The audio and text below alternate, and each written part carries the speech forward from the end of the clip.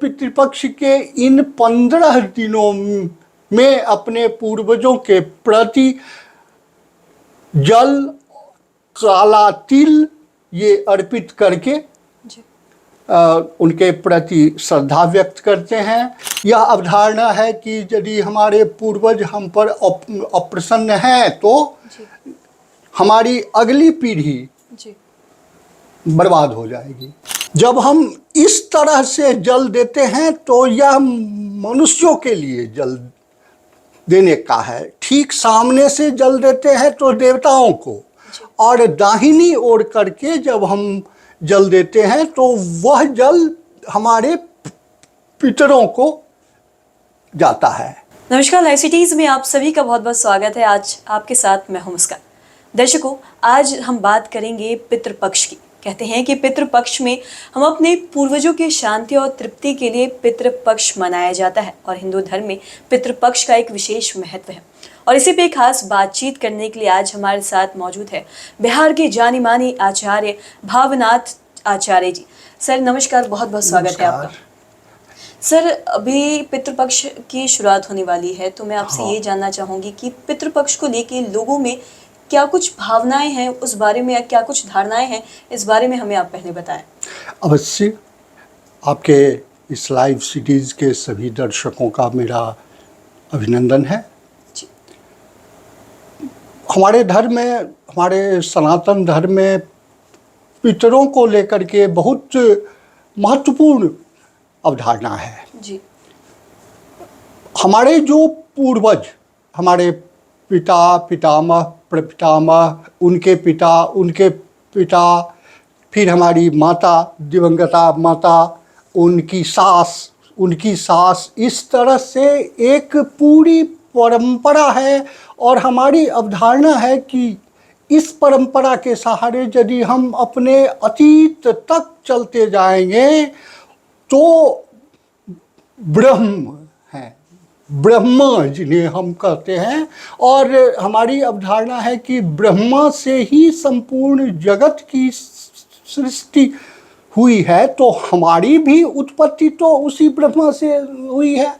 ब्रह्मा से लेकर हमारे तक इस बीच में एक रस्सी की तरह एक संबंध है, और उस संबंध के वाहक हमारे वे पितृगण हैं। इसलिए जब हम पितरों के प्रति अपनी श्रद्धा व्यक्त करते हैं तो हम न केवल अपनी उन्नति के भागी बनते हैं, बल्कि संपूर्ण जगत के प्रति हमारा उत्तरदायित्व हो जाता है। हमारे सनातन धर्म में यह परंपरा है कि हम पूरी धरती को अपनी तलहथी पर रखे हुए आंवले के समान देखते हैं। एकत्व की भावना है, हम सब एक हैं।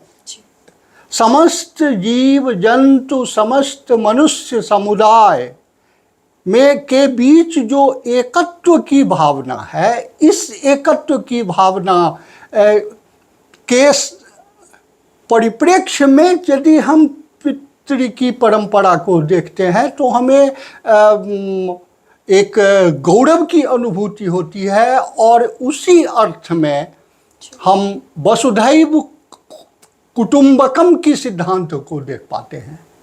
यदि संपूर्ण मानव समुदाय हमारे और ब्रह्म के बीच में ही तो है, और उनमें से जो भी दिवंगत हो चुके हैं वे हमारे लिए पितर हैं, उन सब के प्रति हम इस पितृपक्ष में जल अर्पित करते हैं।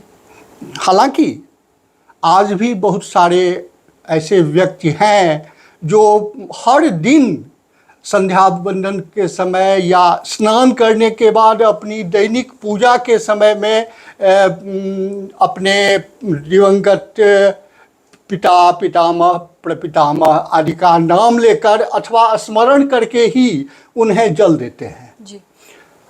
यह हमारा दैनिक कर्तव्य है। नित्य कर्म के रूप में संध्या वंदन तर्पण का विधान शास्त्रकारों ने किया है।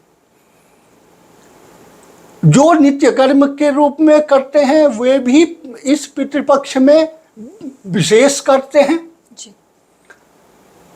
जो प्रत्येक दिन नहीं कर पाते हैं वे कम से कम पितृपक्ष के इन 15 दिनों में अपने पूर्वजों के प्रति जल, काला तिल ये अर्पित करके जी।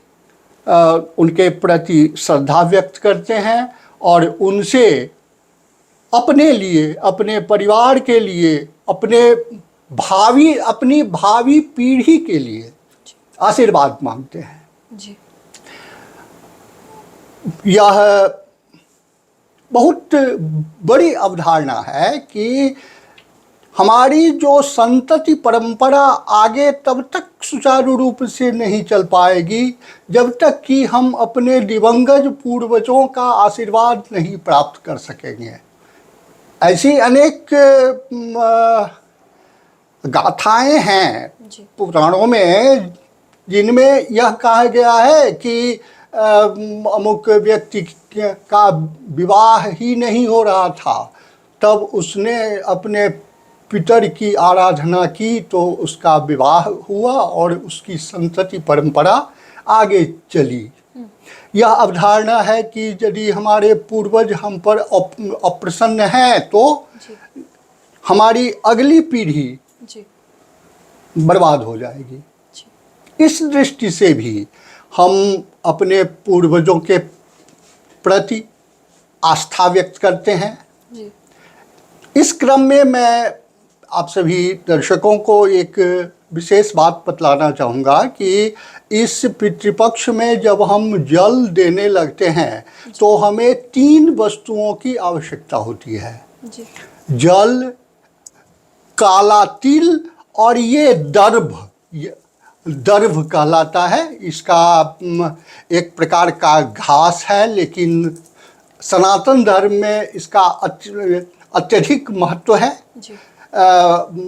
भादव महीने की अमावस्या तिथि को इसे उखाड़कर पवित्रता पूर्वक लोग अपने घर में लाते हैं और 1 वर्ष तक रखते हैं।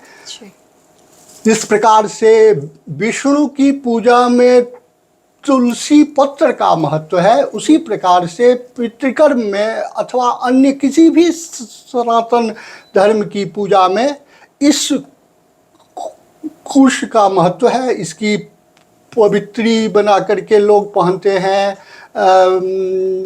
फिर और भी ढेर सारे उपकरण बनते हैं जिनका विधान है। तो इस कुश या दर्भ की ज़रूरत आपको होगी। काला तिल और जल, दक्षिण मुँह खड़ा होकर के आप यदि कुछ भी नहीं जानते हैं, कोई मंत्र आप नहीं जानते हैं, फिर भी आप अपने पितरों को जल दे सकते हैं।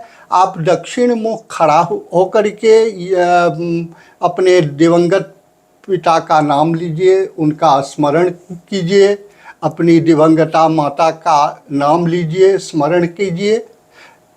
इसमें आपको केवल इतना ध्यान रखना होगा कि पहले पिता, दिवंगत पिता, फिर उनके पिता,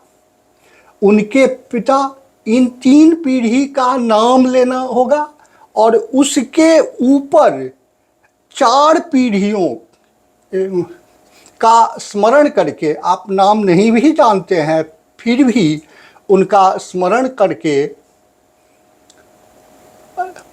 दाहिनी ओर से जल देने में सबसे बड़ी बात है कि आप दाहिने तलहथी पर जल रखेंगे और इस तरह से, माने ये जो अंगूठा है और ये इन दोनों उंगलियों के बीच से होकर के जल की धारा गिरनी चाहिए। ये पितृतीर्थ कहलाता है।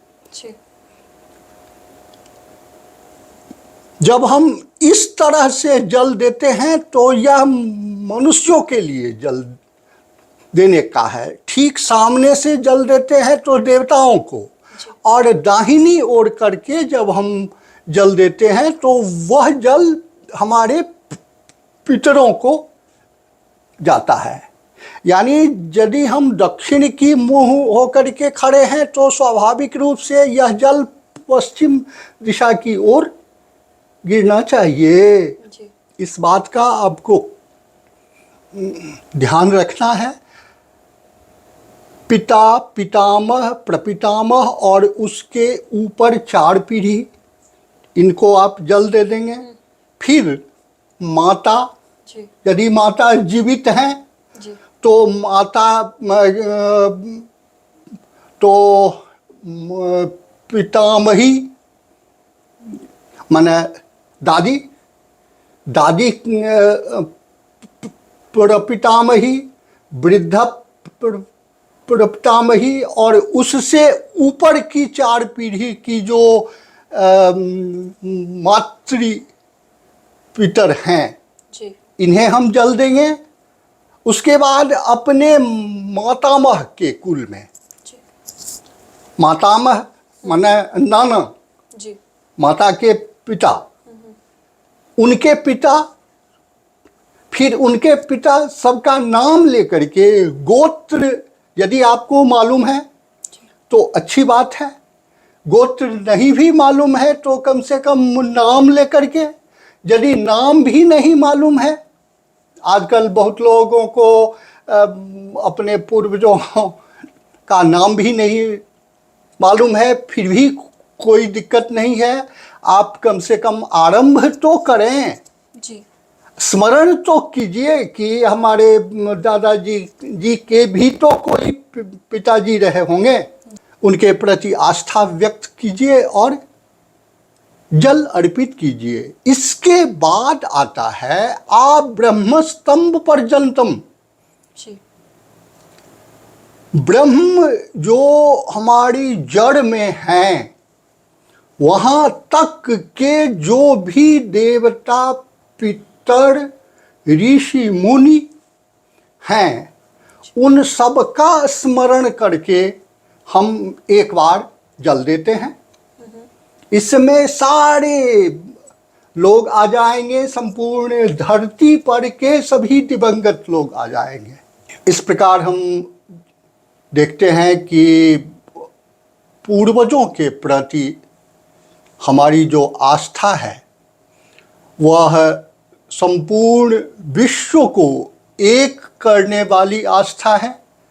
उसमें हम अपना पराया सबके प्रति जल अर्पित कर हम अपना कर्तव्य पूरा करते हैं। यही पितृपक्ष में पितृतर्पण की मूल अवधारणा है। जी आचार्य जी, बहुत बहुत शुक्रिया ये तमाम जानकारी विस्तार से बताने के लिए। हमारे दर्शकों के लिए बहुत ही ज़रूरी जानकारी है जो सभी जानना भी चाहेंगे, और आपने बहुत ही अच्छे से उन्हें बताया भी है। धन्यवाद। तो दर्शकों, अगर आपने अब तक हमारे चैनल को सब्सक्राइब नहीं किया हो तो तुरंत कर ले, साथ ही हमारे फेसबुक पेज को लाइक करें। वीडियो देखने के लिए आपका धन्यवाद।